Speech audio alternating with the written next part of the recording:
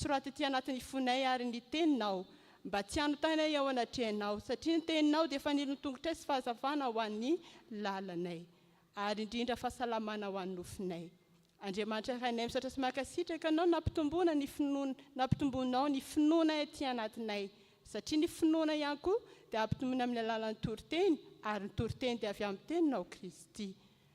Dia apetraka fenam-pelantananao ary zavatra rehetra mbola tianay angatana Andriamanitra dia fantatray fa ianao ampy ho anay tsiraray ny fahasoavanao. Dia izany tombavaka sandratray Andriamanitra rainay ary maminay indrindra Andriamanitra rainay ka faranana sy akambana amin'ilay vavaka nampianarinao ny mpianatra fahizay manao hoe rainao sy ny an-danitra. Masinina neny anaranao, ho tonga neny fanjakanao, sitraponao, dia atantaka ny an-danitra. Meo anay io ny anasaza ho anay ary mamelana ny elokay tahaka ny namelanay sy meloka taminay. Ary aza mitondra anay ho amin'ny fakapanahy, famanafana amin'ny ratsy, na ho fanjakana sy ny hery.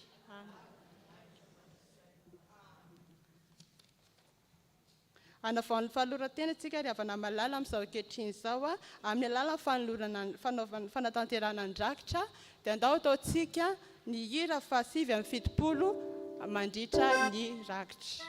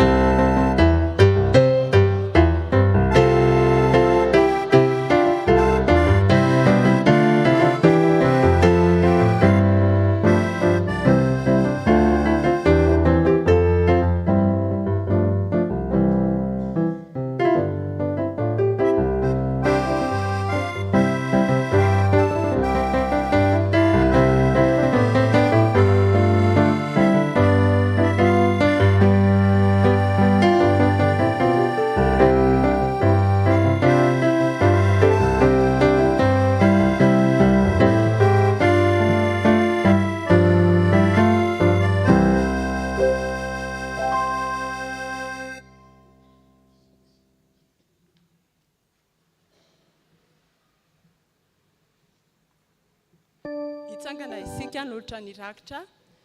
Ataontsika ny hira 270 ny andininy fahatelo ho fanolorana ny rakitra izany.